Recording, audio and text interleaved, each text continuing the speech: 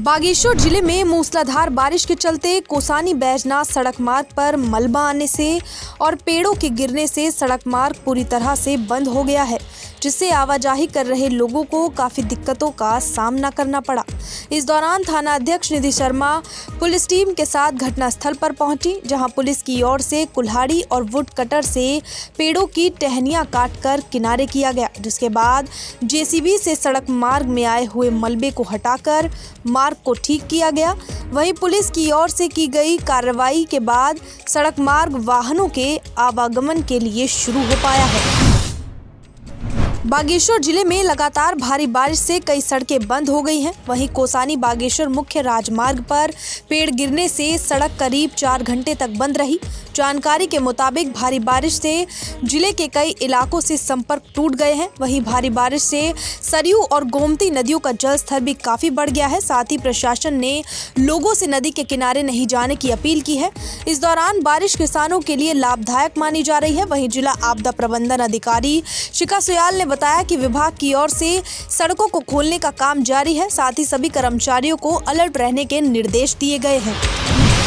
अगर हमारे पास सिंचाई विभाग से जो आंकड़े आए हैं उसमें उन्होंने बागेश्वर में 27.5 mm बारिश बताई है, गरुड़ में है 68 mm बारिश और कपकोट में 35 mm बारिश बताई है। इसके अतिरिक्त जो नदियों का जलस्तर हमारे पास जो रिपोर्ट आई है, इसमें हमारा सरयू में इन्होंने बताया है 865.75 मीटर बता रखी है और गोमती 862.75 मीटर बताई है। वैसे हमारा जो खतरे का जो लेवल है 870.7 है, 70 है। तो अभी सभी को अलर्ट रखा गया है। अगर कहीं भी ऐसा नुकसान की सूचना प्राप्त होती है तो कि कंट्रोल रूम में अवगत करेंगे। टीम सभी अलर्ट की गई है। देखिए, तैयारियों के लिए हमने जैसे हमारे पास जो भी सूचनाएं प्राप्त हमको जैसी हो रही हैं तो हम कंसर्निंग डिपार्टमेंट को बता दे रहे हैं। बेसिकली जो सूचनाएं हमारे पास आ रही हैं, ज़्यादातर रोड जो है बंद होने की सूचना प्राप्त हो रही हैं। तो पर्टिकुलर एक प्लेस में जो उनकी जेसीबी मशीन तैनात रहती है तो ये अपने तुरंत इनको अवगत कराया जा रहा है कि मशीन को मौके पर भेजा जाए और मार्ग को सुचारू किया जाए।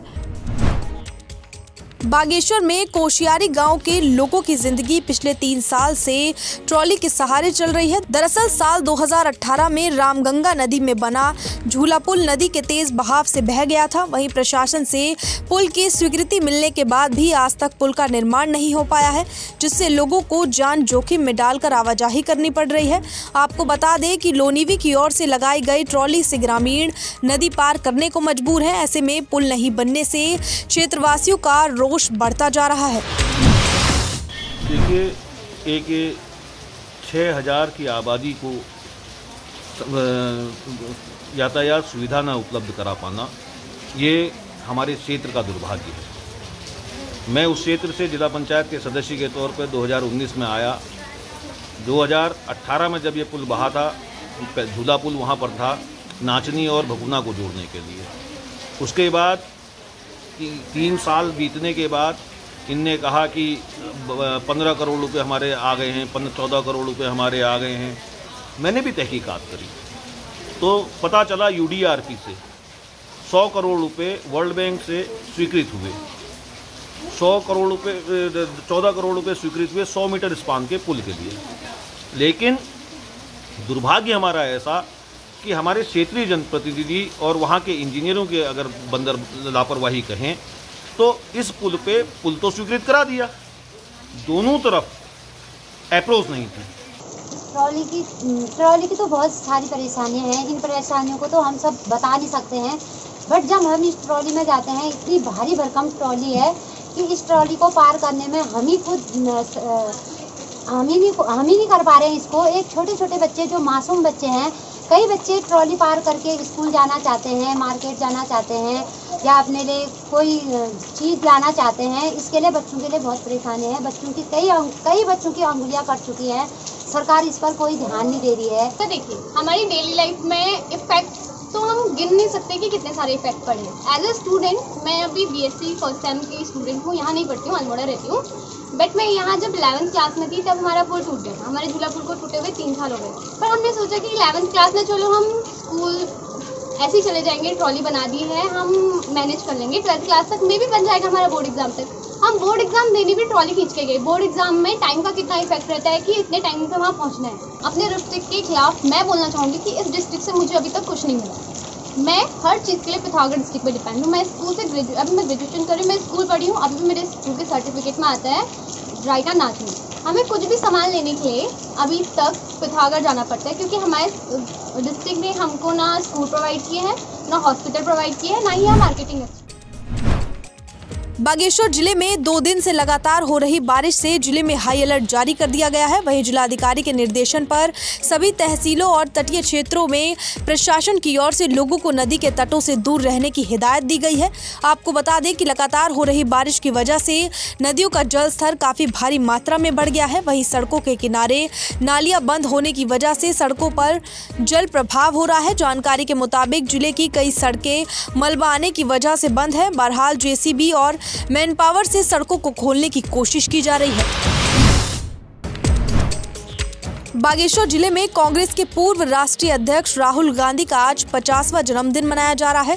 इस दौरान युवा कांग्रेस के कार्यकर्ताओं ने राहुल गांधी के जन्मदिन पर घटबगर वार्ड और स्वर्ग आश्रम में लगभग 155 जरूरतमंद परिवारों को राशन की किट बांटी है।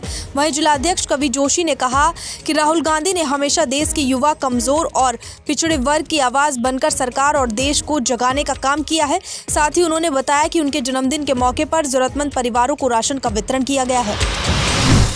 देखिए, आज यूथ कांग्रेस ने पूरे नगर भर के अंदर करीबन 155-60 लोगों को राशन प्रोवाइड करने का काम किया है और ये कार्यक्रम लगातार 2 से 2.5 महीने से हमारा चल रहा है। और आज यूथ कांग्रेस के जो हमारे शक्तिशाली व्यक्ति हैं, जो हमारे मजबूत एक भारत के स्तंभ हैं, राहुल गांधी जी के जन्मदिन के अवसर पर ये राशन किट बांटने का काम किया गया है। और अब से लेकर 1 सप्ताह तक हम लगातार राहुल गांधी जी के जन्मदिन के अवसर पर यहाँ पर लोगों तक राशन पहुँचाने का काम करेंगे। जन्म दिवस पर आज बागेश्वर यूथ कांग्रेस बागेश्वर द्वारा आज राशन वितरण कार्यक्रम किया गया, जिसमें 155 परिवारों को राशन वितरण किया गया और यह कार्यक्रम जो होगा साप्ताहिक भर चलता रहेगा। ये कार्यक्रम राहुल गांधी जी के जन्म दिवस पर 155 राशन किट का वितरण किया और यह कार्यक्रम हमारा राशन किट का एक हफ्ते तक चलता रहेगा, साप्ताहिक चलता रहेगा। माननीय राहुल गांधी जी के जन्म दिवस के अवसर पर युवा कांग्रेस बागेश्वर ने आज लगभग 155 परिवारों को राशन किट वितरित की। हमने आज उस वार्ड को चुना जो बागेश्वर जिले के सबसे बड़ा अनुसूचित जनजाति वार्ड है, जिसमें 77 से 80% लोग अनुसूचित जनजाति से जुड़े हुए लोग रहते हैं और जो अत्यधिक गरीब और जरूरतमंद लोग हैं, हमने आज उन तक पहुंचकर राहुल गांधी जी के जो सपना है कि हर जरूरतमंद और पंक्ति। बागेश्वर जिले के कांडा पड़ाव में कमसेर घाटी की पेयजल समस्याओं में समाधान समेत बिल जमा करने के लिए जल संस्थान की ओर से कार्यालय खोला गया था, लेकिन 4 साल बीतने के बाद भी कार्यालय में चतुर्थ श्रेणी कर्मचारी के सिवाय कोई कर्मचारी नहीं पाया गया, जिससे पेयजल उपभोक्ताओं को इसका लाभ नहीं मिल पा रहा है। आपको बता दें कि कार्यालय भवन का किराया और बिजली का बिल सब बराबर दिया जा रहा है। वहीं नाराज ग्रामीणों ने प्रशासन से कार्यालय को सुचारू करने या पूरी तरह से बंद करने की मांग की है। नमस्कार, मैं समस्त सम्मानित कांडा क्षेत्र की जनता की ओर से और अपने व्यापार मंडल कांडा की ओर से मैं पूर्व में उत्तराखंड कांग्रेस की सरकार के समय 24 नवंबर 2015 को जल संस्थान कार्यालय का लोकार्पण इस कांडा पड़ाव में यहाँ पर किया गया था और तब से लेकर आज तक सरकार यहाँ पर किराया वहन करती है। और मात्र जब कांग्रेस की सरकार यहाँ पर थी तब तक एक कर्मचारी के द्वारा इस क्षेत्र में सारे बिल यहाँ पर लिए जाते थे, वो कर्मचारी यहाँ पर बैठता था। आज यहाँ पर पिछले 4-5 सालों से कोई भी कर्मचारी यहाँ पर उपस्थित नहीं रहता है। कभी एक 4th क्लास से जल संस्थान के ये नवीन राम जी हैं, अपना शटर खोल के यहाँ पर बैठे रहते हैं। और जबकि इस क्षेत्र के लोगों को अपने कांडा कमसार के जितने भी उपभोक्ता पेयजल से उपभोक्ता हैं, उन सारे लोगों को अपने बिल जमा करने के लिए बड़ी दिक्कतें यहाँ पर आ रही हैं। जल संस्थान का ऑफिस खोल के रखा है और किराया भी बढ़ रही है और जनता का इसका कोई फायदा हो नहीं रहा है। अगर ऐसा ही करना है तो ऑफिस ही बंद करके रख दें।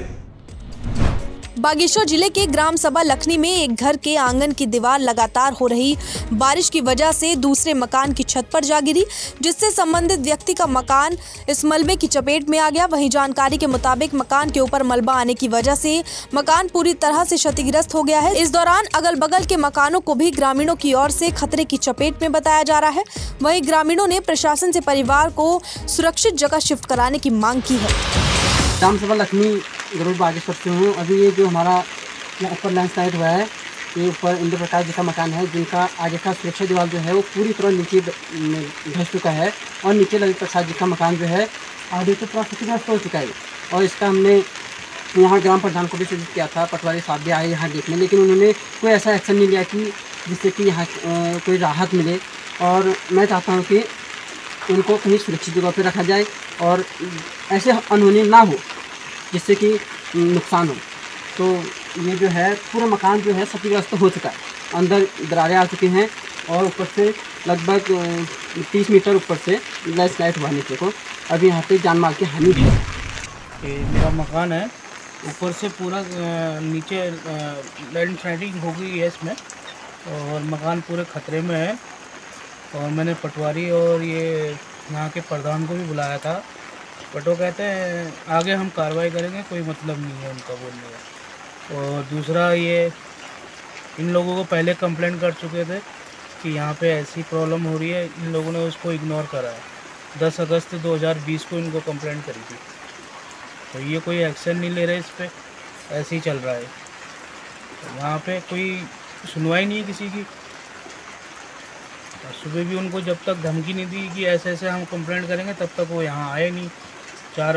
12 बजे 1-2 बजे आए, ऐसे चल रही है। बागेश्वर में जिला पंचायत सदस्यों की ओर से बजट के समान वितरण को लेकर किए जा रहे धरने ने एक नया मोड़ ले लिया है। दरअसल जिला पंचायत अध्यक्ष बसंती देव आज जिला पंचायत पहुंची, जहां पहुंचकर उन्होंने कहा कि सदन की बात सदन में ही सुलझाई जाएगी। वहीं धरने पर बैठे सदस्यों का कहना है कि समस्याओं का समाधान सदन में ही होगा, तो उन्हें बाहर धरने पर बैठने की जरूरत नहीं थी। साथ ही उन्होंने कहा कि जब तक उनकी मांगों को पूरा नहीं किया जाता तब तक वो धरने पर बैठे रहेंगे और तालाबंदी भी जारी रहेगी।